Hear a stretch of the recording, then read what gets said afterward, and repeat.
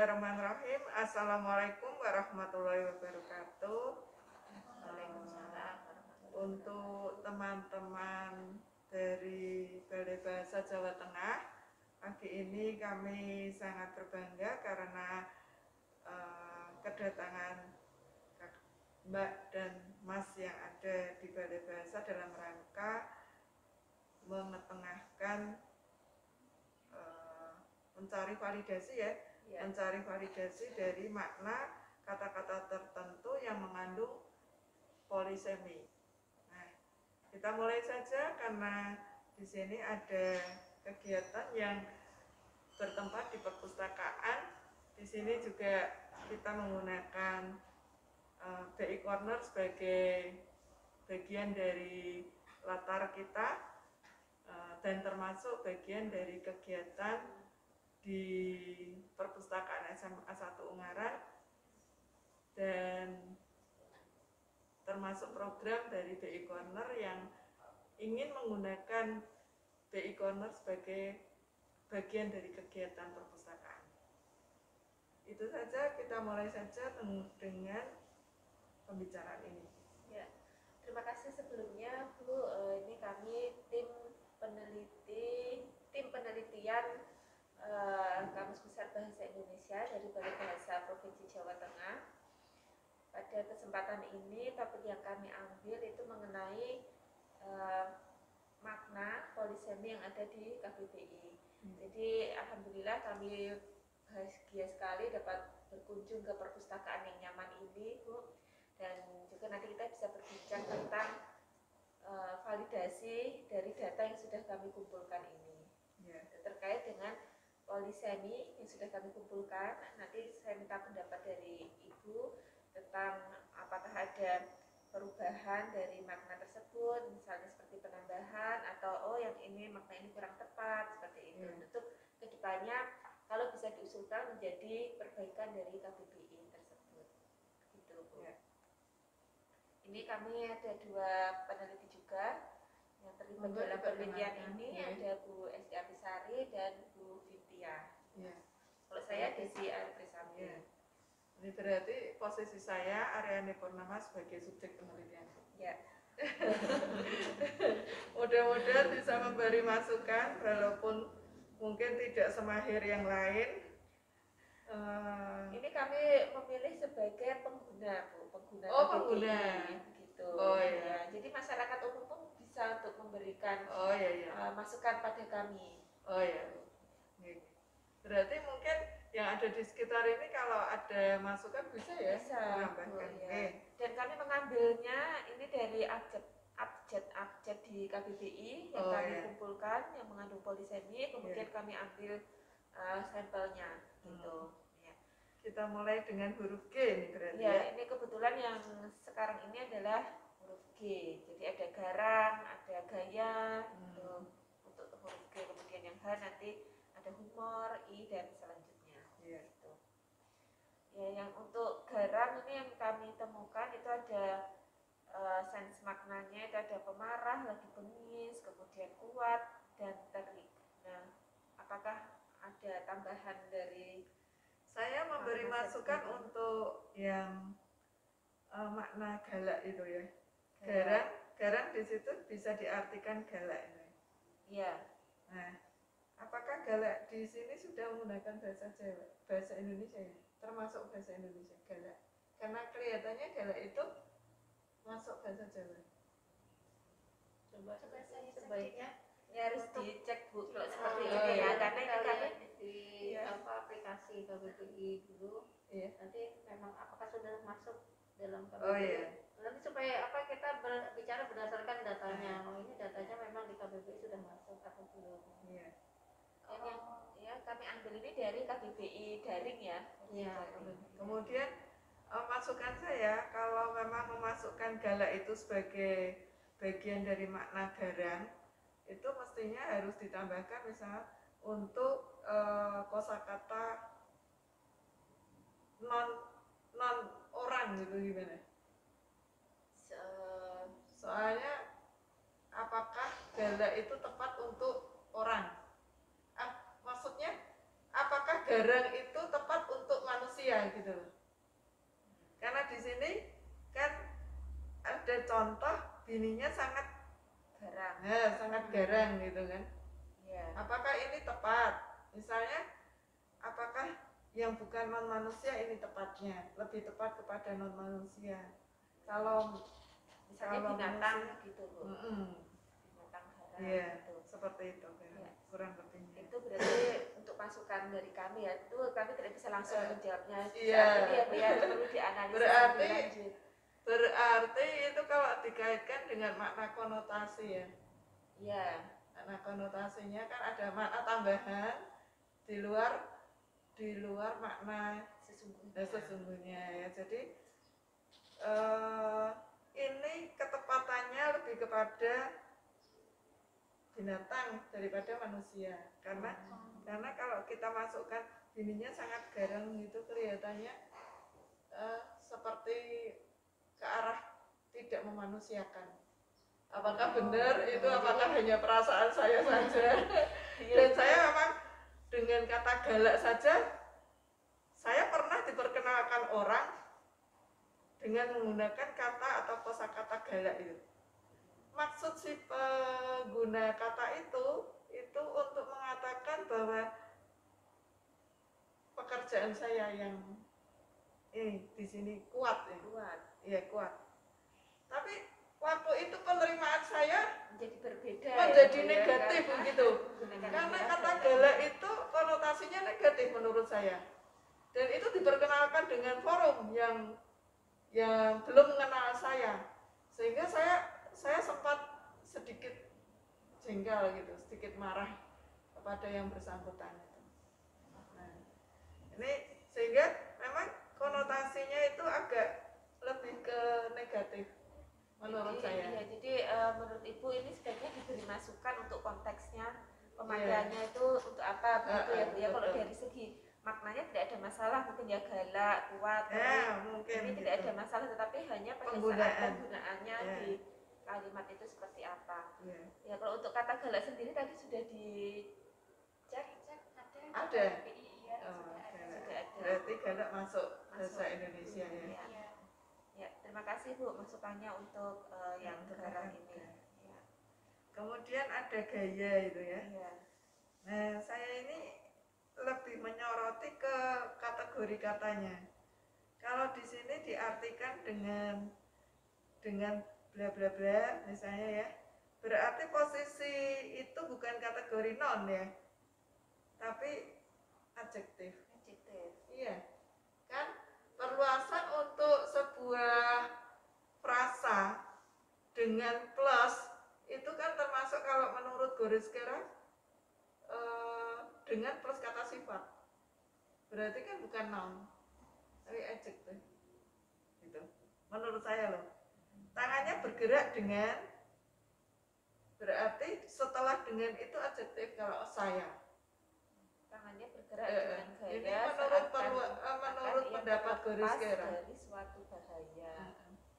Itu perluasan dari frasa benda, misalnya bergerak, frasa kerja deh, frasa kerja bergerak itu kalau diperluas kan dengan plus kata sifat kalau menurut Goretzka.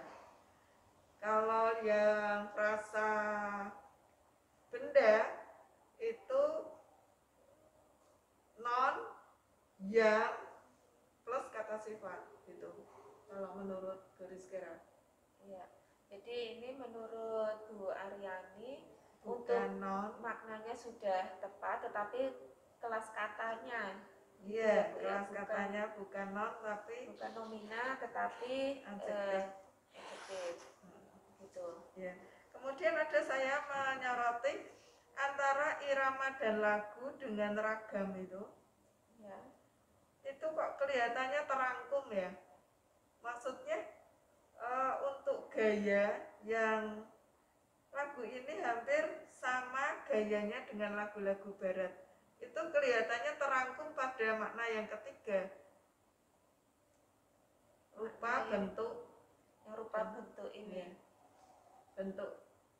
Harus ini menjadi satu kesatuan dengan yang irama ini, begitu ya Bu? Irama dimasukkan ke ragam ini Iya, seharusnya gitu. iya. Jadi termasuk di dalamnya gitu loh. Iya. Menurut saya itu. Ya. Tetap nanti kami akan analisis dan diskusikan kembali Bu. Jadi yang nomor 2 ini untuk irama dan lagu itu dimasukkan ke nomor 3 ya. Iya, iya. Itu untuk kata gaya.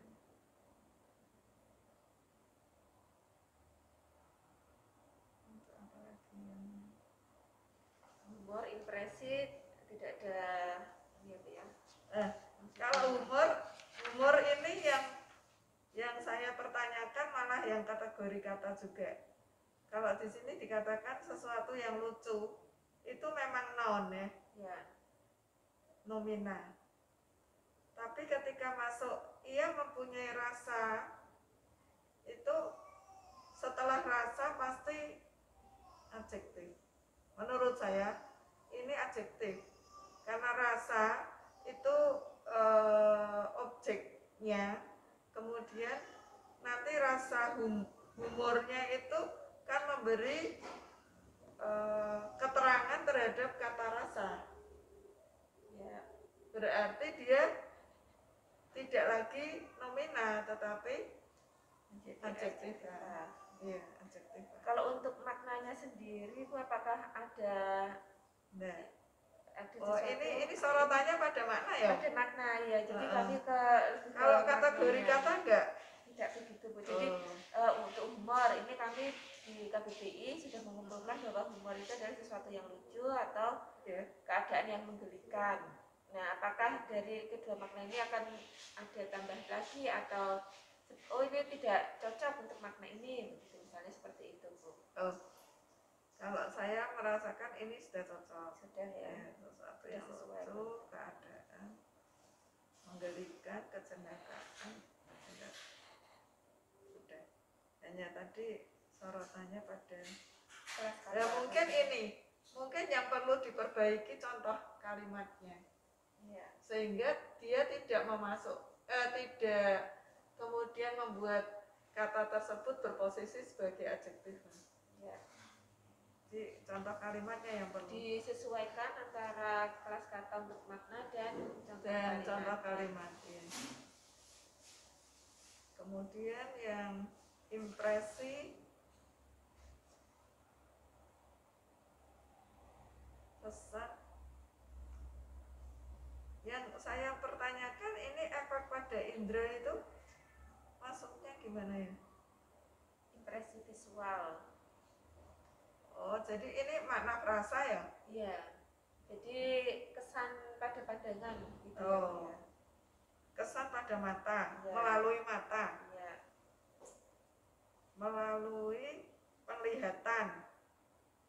Ya, bukan mata ya. Berarti melalui penglihatan gitu ya. Ini sebenarnya sudah diterangkan dengan visualnya ini Bu. Visual itu kan melalui mata gitu. Kalau audio kan dengan melalui telinga.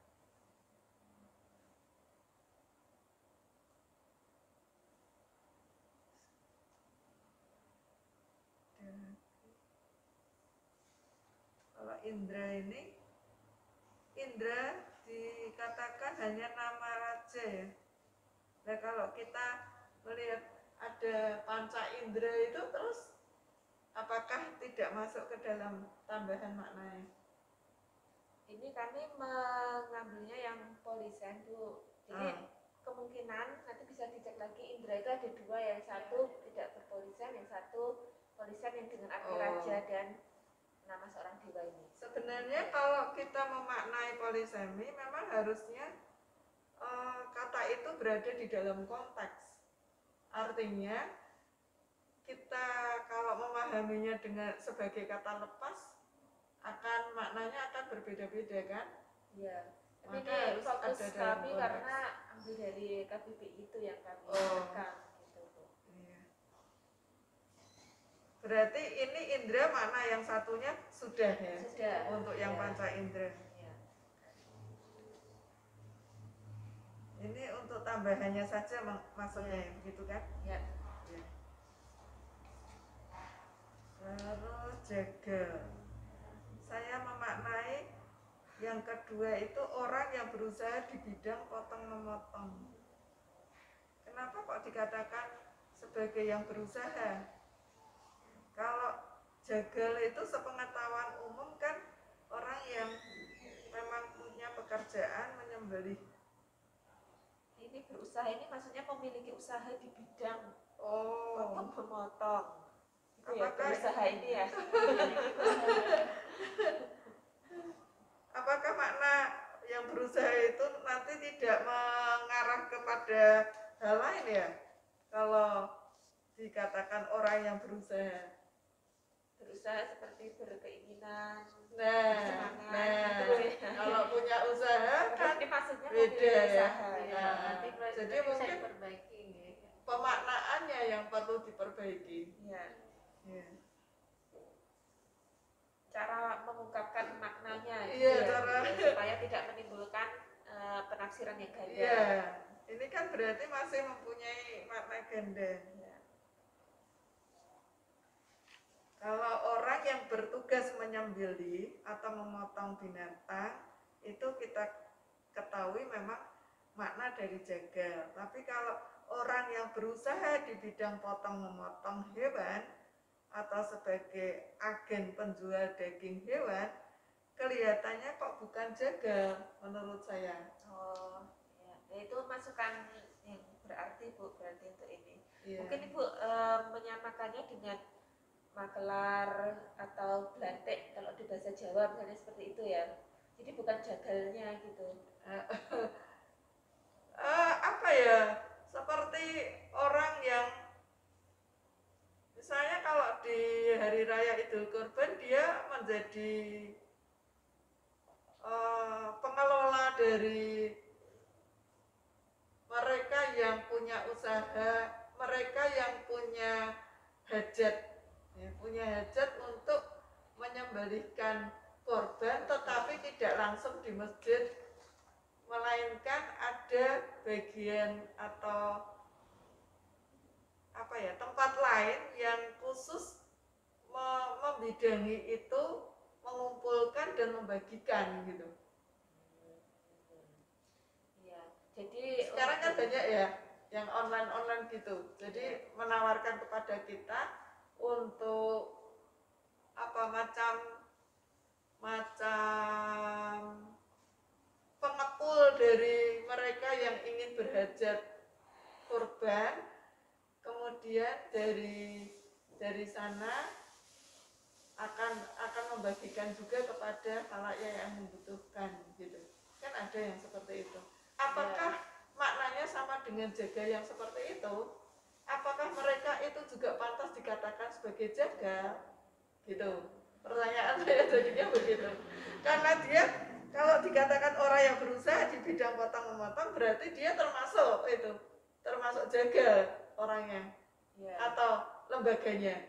Bisa orang, bisa lembaga kan? Kalau itu berarti sudah sesuai makna jagalnya ini. Kalau dalam konteks yang orang seperti itu Nah. dikatakan sebagai jagal juga, ini sudah sesuai. Sudah sesuai. Tapi konteks lainnya, kalau potong-memotong hewan juga karena berusaha berarti berkeinginan di luar itu.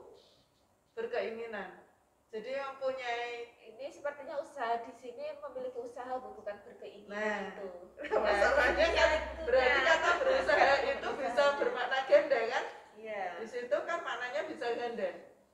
Bisa tadi seperti yang saya maksudkan dengan penjelasan yang panjang tadi, yang pertama orang yang mengumpulkan hewan kurban pada hari raya dan sebagainya untuk dibagikan dan pengelolanya itu disebut jagal. Yang kedua, orang yang mempunyai keinginan untuk motong entah itu hewan milik siapa. Tapi sepertinya ini yang dimasukkan di KTP dari yang memiliki usaha ya, bukan yang keinginan untuk memotong gitu Bu.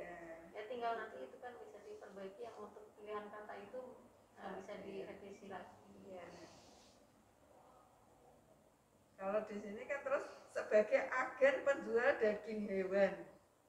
Sebagai agen penjual daging hewan.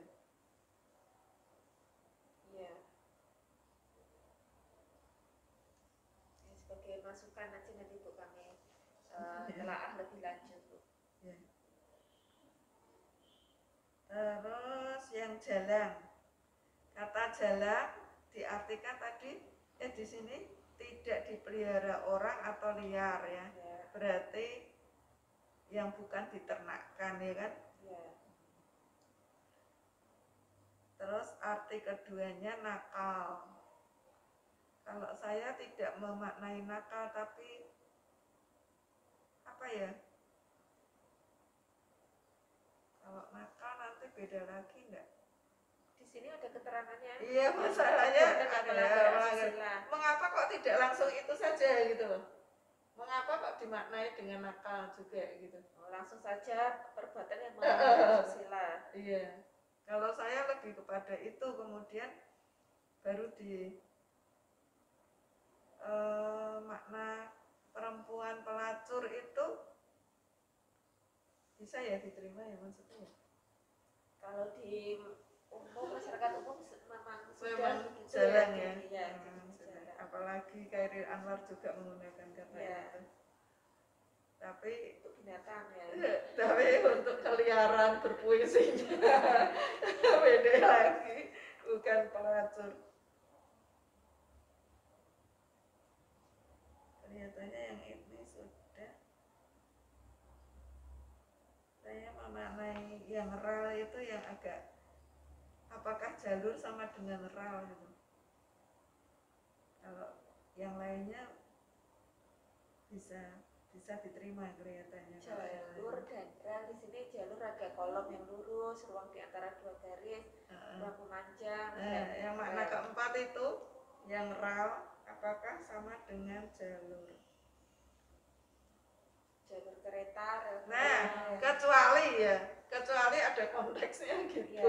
Karena ini tidak ada konteks, maka jalur sama dengan ral itu agak jauh. Karena memang itu memang digunakan kan Bu sehari-hari di apalagi kalau di stasiun itu biasa kita mendengar kereta ini akan melalui jalur ini, maksudnya rel nomor sekian, jalur sekian. Mereka menggunakannya kalau di stasiun itu jalur. Ya, memang makna itu akan jelas kalau ada konteksnya ya. Kalau tidak ada konteks, tambahkan. Harusnya di sini ada contoh kalimatnya. Tidak semua ya yang ada di sini ada konteksnya. Mungkin nanti bisa ada masukan lagi contoh kalimatnya. Nah, contoh kalimatnya. Kemudian contoh kalimat itu hati-hati, sebab nanti kalau dia bisa berposisi dengan kategori kata yang beda yang seperti yang tadi saya ungkap. Jangkar tidak ada tambahan itu. Saya agak tidak tahu kalau itu istilah fisika ya. Ya, di istilah fisika. Ada istilah fisika. Nah, terus yang jarak ini kan ada jari-jari bulatan untuk lingkaran. Ya, untuk lingkaran. Mengapa kok bulatannya dipakai? Mengapa tidak jari-jari lingkaran saja? Sebab bulatan dan lingkaran tentu saja berbeda. Kalau bulatan itu kan dimensinya 3 dimensi. Iya, kalau lingkaran kan 2 dimensi. Atau mungkin ini maksudnya bisa untuk kedua dimensi tersebut bisa. Mungkin maksudnya begitu. Jadi pakai yang lebih umum mungkin maksudnya begitu. Untuk menggambarkan sesuatu yang seperti ini. Iya. Jari-jari berarti bisa diterima ya. Yang benar itu jenderal atau jenderal? Jenderal atau jenderal? Cek lagi. Itu jenderal. Pakai kurang. Karena di contohnya sudah pakai semua ya, jenderal. Jadi kita hati-hati. Soalnya kalau bahasa itu urusannya cuma satu kata, satu huruf saja bisa membedakan makna. Nah itulah kata orang bahasa itu orang yang kurang kerjaan. Satu huruf saja bisa membedakan. Apalagi satu angka ya Bu ya, satu digit 0 nol aja sudah membedakan. Apalagi kalau itu sudah masuk bahasa lisan, bahkan dengan intonasi yang berbeda pun maknanya sudah berbeda. Lah itulah penangkapannya berbeda. Nah, itu kadang-kadang kita bisa memaknai orang berbicara ini dan itu, kemudian intonasinya beda, kita sudah merasakan sesuatu yang berbeda, maka bisa membuat ketersinggungan yang luar biasa, gitu kan. Kalau di bahasa tulis ya tanda baca itu sangat berpengaruh ya. Padahal memakai bahasa itu kadang-kadang tanda bacanya saja runyam, ya kan, bisa maknanya berbeda-beda antara satu dengan yang lain. Terus dampaknya ketika kita menggunakan media sosial. Nah, media sosial itu banyak orang memakai singkatan, kemudian tanda baca yang kadang tidak dipedulikan. Kemudian ini pemakaian huruf kapital, semuanya tulis kapital gitu kan kita bisa membaca rasanya gimana gitu. Padahal maksudnya ini nama supaya ada lebihnya, pakai kapital semua. Kemudian yang menerima memaknainya marah nih, lagi marah nih. Misalnya seperti itu. Bahasa itu. Ya, inilah bahasa. Memang kadang-kadang kurang kerjaan. Di sini ada kabur ya. Kabur yang artinya tidak jelas, kurang terang. Kok tidak ada kabur yang terbang ya? Ada enggak makna kabur yang terbang sebelumnya? Apa itu bahasa Jawa mungkin ya Bu ya? Enggak, masalahnya kan sering dipakai orang juga dalam berpuisi. Ya kabur, maksudnya dia pergi gitu. Atau dalam bahasa percakapan. Kabur itu kan sering juga keluar di bahasa percakapan, artinya pergi kan. Oh, itu untuk yang verba ya. Ini kan diambil yang adjektif. Oh, yang adjektif. Di situ ada juga yang bermakna kabur pergi. Ada, tapi yang nomor verba sudah ada. Oh, berarti yang ada di daftar ini adalah kata-kata yang di luar KBBI gitu. Yang di KBBI tapi mengandung polisemi. Oh, yang mengandung polisemi. Makna dasarnya sudah ada di sana ya kan? Maksudnya? Itu maksudnya apa namanya? Yang kan ada 5 kabur, angkanya 1, terus ada yang 2. Makna kedua. Iya. Makna pertama sebagai? Kalau yang pertama itu kan yang diambil itu tadi ada 3 polisemi, di situ adjektiva dan nomina. Nah, kemudian yang angkanya 2 itu yang verba. Yang pergi itu. Iya, yang pergi. Terus ada makna yang ketiga juga. Oh, mungkin yang itu homonimnya ya. Itu homonimnya. Ini kan yang kita poliseminya. poliseminya.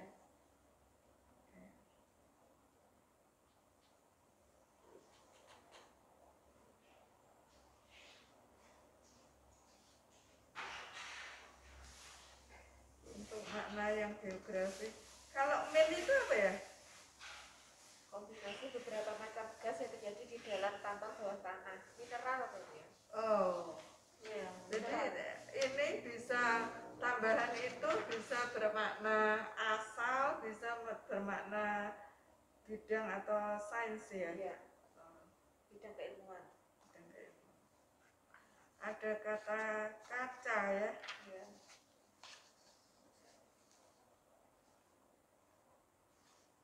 Kalau contoh itu kok bisa maknanya kaca gimana ya?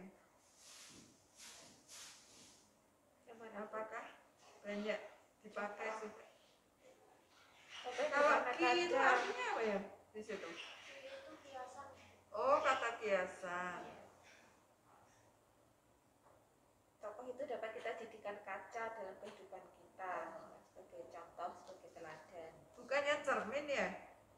Kalau kiasannya Kita harus berkaca padanya, itu kan serikat Bu kita. Kalau kaca itu tidak bersifat memantul loh. Padahal kalau konteks ini kan maksudnya memantul supaya merefleksi untuk kehidupan kita gitu. Bedanya kaca dengan cermin kan di situ. Kaca kan tidak memantul. Kalau cermin kan memantul. Kita bisa melihat cermin. melihat diri kita dalam cermin. Tapi kalau kaca kan tidak. Nah, kalau memang ini dimaksudkan sebagai kata kiasan, contoh, ini apakah bisa? Karena maknanya kan maksudnya untuk bahan refleksi kita kan. Mungkin karena memang penggunaannya memang dipakai ya Bu ya oleh masyarakat. Dua-duanya dipakai berkaca, bercermin, sama-sama. Walaupun tidak semua kaca pemantun, tapi kan kaca memiliki sifat yang juga seperti cermin juga kan, seperti itu.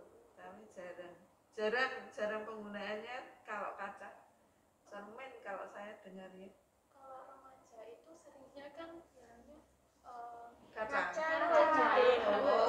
Jadi sebenarnya memang itu juga penggunaannya memang lumayan banyak juga Bu. Ngaca loh gitu ya. Iya. Makanya kalau tidak di dalam konteks itu jadi kurang pas gitu. Harus ada dalam konteks. Kalau saya yang ada dalam konteks ini, tokoh itu dapat kita jadikan, saya mengatakannya cermin, bukan kaca. Kalau ngaca loh, itu saya terima itu. Karena dalam konteks ngaca loh itu anak-anak remaja yang sering memang menggunakan kata-kata tertentu apa yang kosakata yang dipakai khusus untuk mereka gitu, apa namanya? Bahasa alay. Satunya bukan bahasa gaul, apa ya? Kalau dalam ilmu bahasa itu ada kan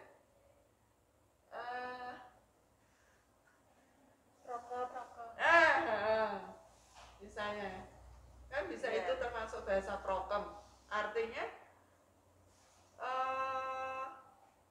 hanya ada di bahasanya anak muda gitu, bahasanya remaja. Kalau ngaca loh gitu.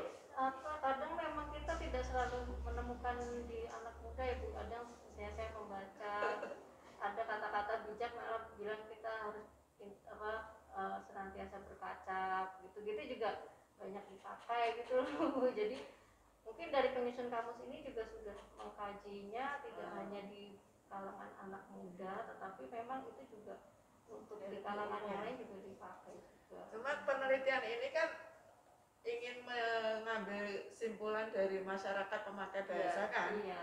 Nah kalau saya menyimpulkannya begitu, kalau saya loh. Yang sering terdengar itu lebih kepada cermin daripada ngaca. Kalau kaca ya mungkin khusus untuk bahasa prokem anak remaja aja. Ya kami tandai nanti kami diskusikan lebih lanjut. Ini masukan kan menurut saya.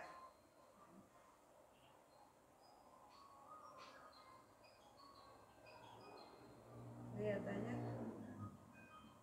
Nah, kalau yang kadar itu di situ ada 5 makna ya. Berhubungan dengan antropologi juga. Ada nilai, harga, taraf, tingkatan itu, kemudian isi atau bagian ya. Itu kelihatannya bisa diterima ya. Tapi yang nomor 4 itu saya menandai ini, kadar kok artinya lebih kurang atau kira-kira. Jumlah anggotanya kadar 500 orang.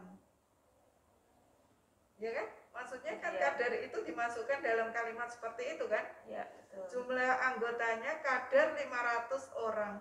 Kelihatannya jarang dipakai seperti itu. Apakah bisa ini diartikan kira-kira? Atau kalimatnya ya? Ya mungkin bisa diambil. Coba kalau kalimat itu kalimatnya bunyinya seperti apa yang kira-kira pas untuk masuk ke dalam kata kadar yang artinya kira-kira gitu. Orang akan lebih cenderung mengatakan kira-kira daripada kadar gitu. Masalahnya itu. Ya, harus itu yang rasanya harus mencari contoh konteks yang lebih tepat. Iya. akhirnya kita kembali kepada menggunakan kata itu di dalam konteks yang tepat. Kalau memang menganggap itu sebagai bagian dari polisemi dari kata kadar.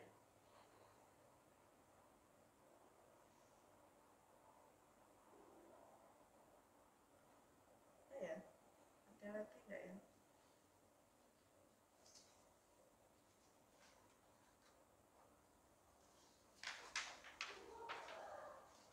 Saya mau memperbaiki kata menfotokopi.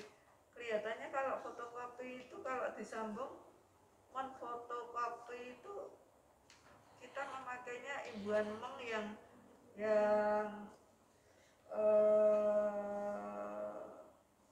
variasinya menjadi men ya. Meng dengan F itu menjadi mem, Bu. Men. Iya, fotokopi. F itu meng. Kalau di Meng, kan sekarang memang nggak ada menasal ya, Iya. adanya meng.